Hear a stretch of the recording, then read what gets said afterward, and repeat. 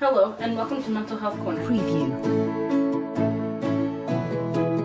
Today we are going to discuss anxiety control.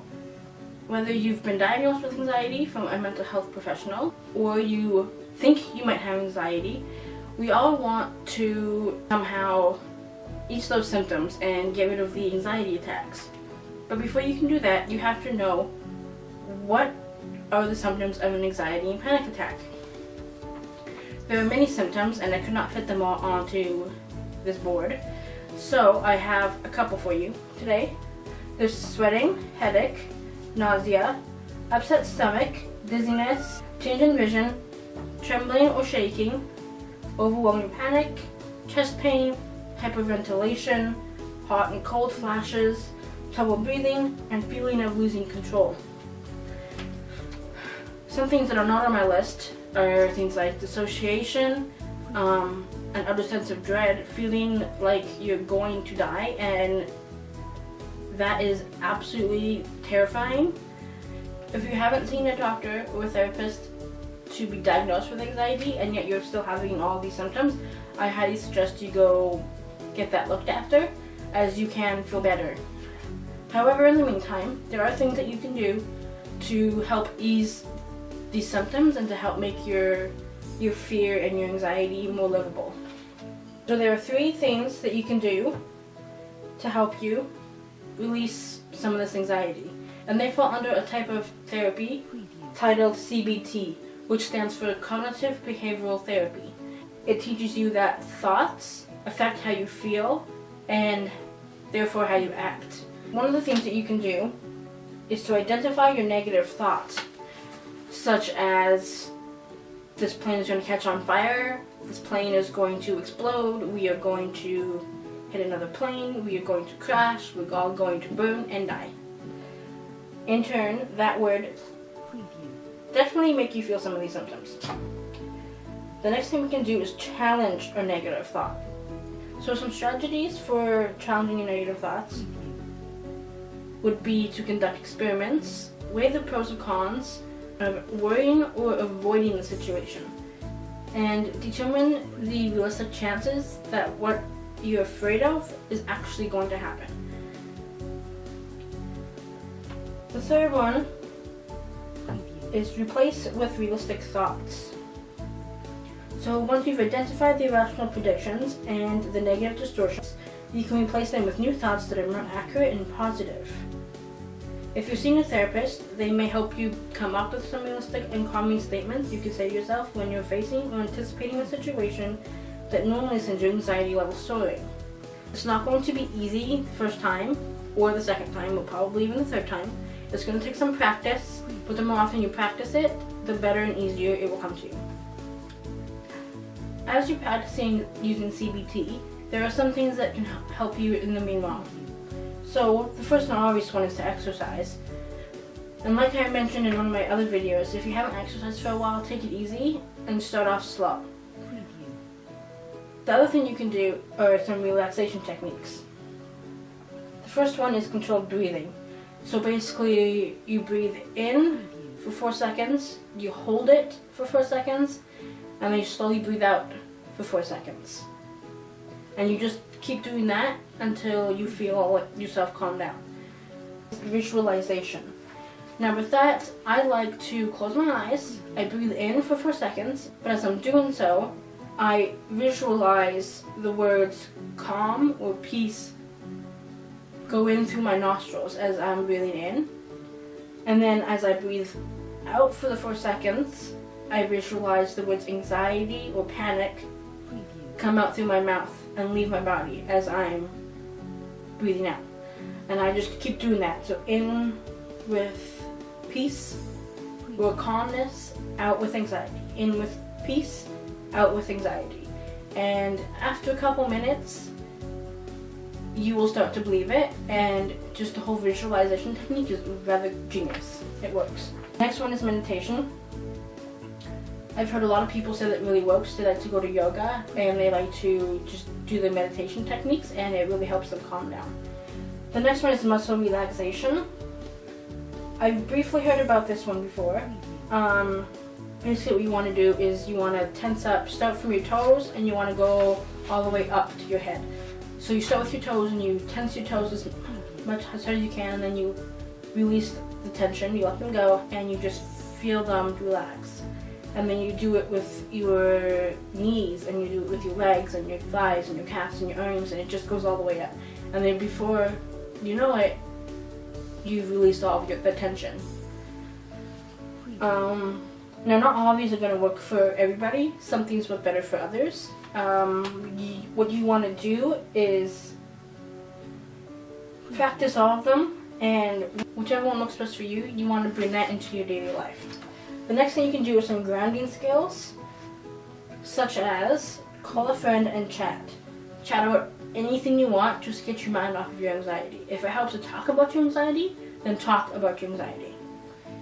You want to list 5 positives in your life, and it says to write down those 5 positives and put them in a place in your house where you will see them every day and be reminded of them.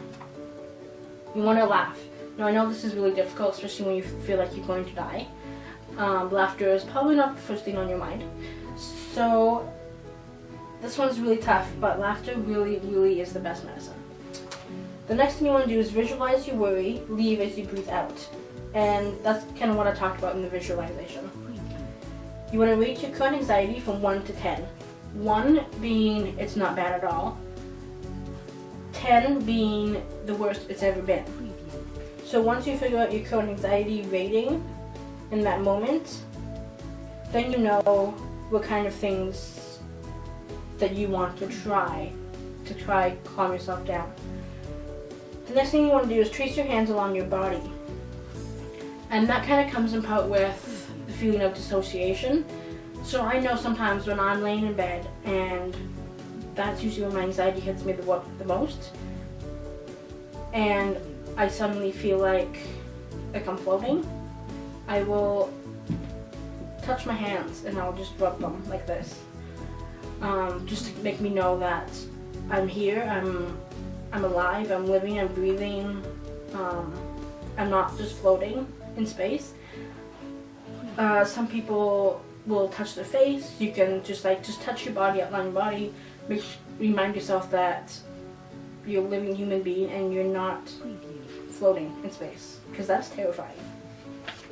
The next thing you can do that's really helped me is the 5-4-3-2-1 technique. Now I usually do this at night because, again, nighttime is usually when my anxiety is the highest. Is you say 5 things you see, 5 things you hear, and 5 things you feel. They're not emotional things, but like physical feel. And then after that, you name 4 things you see, 4 things you hear, 4 things you feel. And then you go down to 3, and then 2, and then 1. And the whole idea is that by the time you get down to the last item, you are calm and your anxiety is gone. Now I know that this works because I usually never get down to the last one before I end up falling asleep. So the first 5 things you name that you see, you don't have to name the same 4 things you see and the same 3 things you see. Sometimes I do it and sometimes I switch it up a little bit. It depends how many things I see or hear or feel, etc., etc., etc. Another form of therapy is DBT, and that stands for Dialectical Behavioral Therapy. It builds upon CBT to increase the effectiveness. This is the diagram that helps you understand DBT and how it works. There are 3 different states of mind where, when you're going through a trial or an obstacle in life, that your brain will take you. So the first mind is usually where everyone starts. It is the emotional mind, and that's when you're out of control. And basically, that's when you're feeling anxiety, fear, stress, sadness, anger.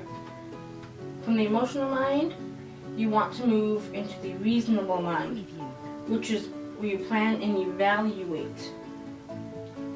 So this is where you gather research, this is where you think about past experiences, this is where you gather statistics and logic, and you piece it all together. And then you want to move into the wise mind, which is right here in the middle. And this is the truth. So this is when you say to yourself, I feel so-and-so, and I know this, so I will do this. And once you get to the wise mind, that is when you start to come to a rational decision, and you feel calm, and you feel happy.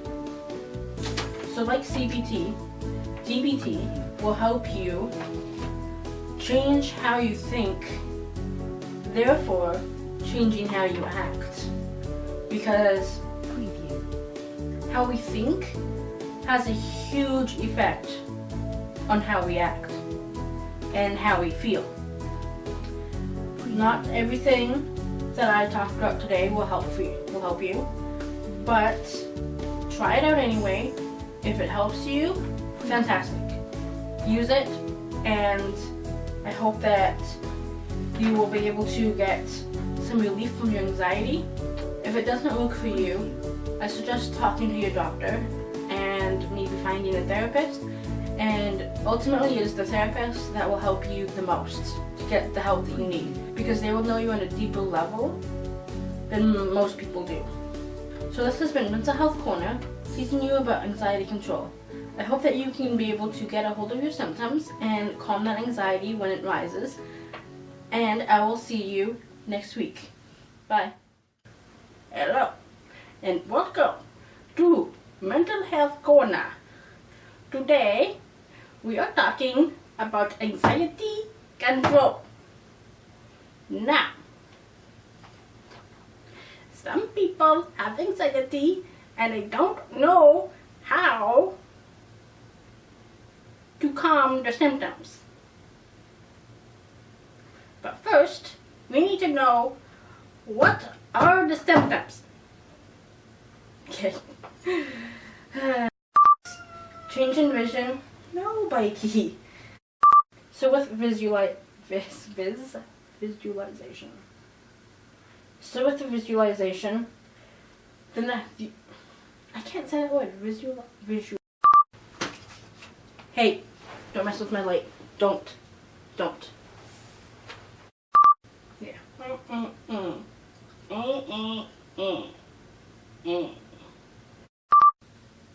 I need my sheet of paper. What did I do with my sheet of paper? Spike, how about you buzz off? Go. Sometimes they don't know how to... Nah. Okay, let's just start all over again.